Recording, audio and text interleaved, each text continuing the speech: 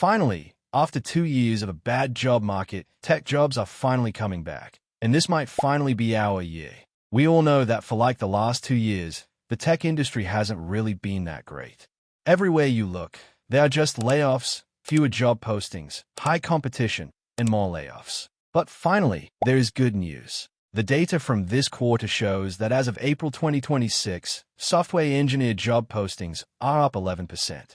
So the question is, what's bringing the hiring numbers back? The simplest answer is that companies have moved from hiding to building. For the past 2 years, businesses have been focused on cutting costs to survive. But you can only cut costs for so long before you stop innovating. If a company isn't building new features or exploring new technologies, they lose their competitive edge, and eventually, it will die. And here is where the AI-augmented workspace came in. A common fear in previous years was that AI would replace developers. But we are actually seeing the opposite. Because AI tools now handle the repetitive, manual parts of coding, the cost of building software has dropped significantly. When something becomes cheaper to produce, demand for it goes up.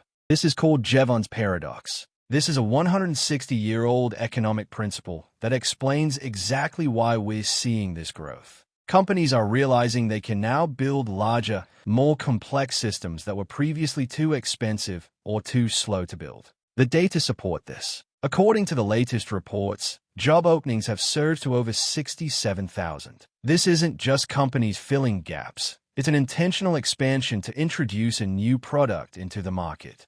But there is a catch. If you're heading into interviews today, you'll notice that things aren't exactly how they were in 2022. Today, being a generalist who only knows the basics of a language isn't enough anymore. Companies are looking for what I call AI-literate developers. The one who not only has strong programming foundations, but also can use different AI tools to increase their productivity. If you are being hired today, you are being hired to do the work of 2 developers thanks to these tools.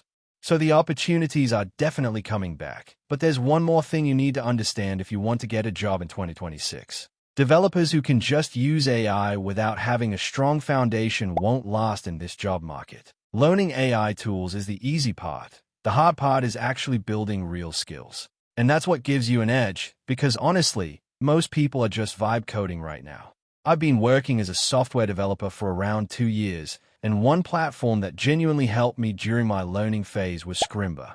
It's a code learning platform where you can learn different programming languages and frameworks, career paths that turn you into a hireable dev. And the nice part is, over 30% of their courses are completely free, so you can get started without paying anything. But what really makes Scrimba different is something called scrims. Instead of just watching a tutorial and copying code into your own editor, everything happens in one place. You watch the instructor code, pause anytime, edit that exact same code directly in the browser, and instantly see the result. So you're not just watching but actually practicing while learning. Getting started is simple. Just use the link in the description, pick a course, and try it yourself. I would especially recommend their full stack or back-end course, since those are the roles that are in demand right now. And if you do decide to upgrade to Pro later, you can get 20% off using my link. Pro opens up all courses and content, AI feedback, unlimited challenges, course certificates, and a Discord community of over 70,000 devs just like you.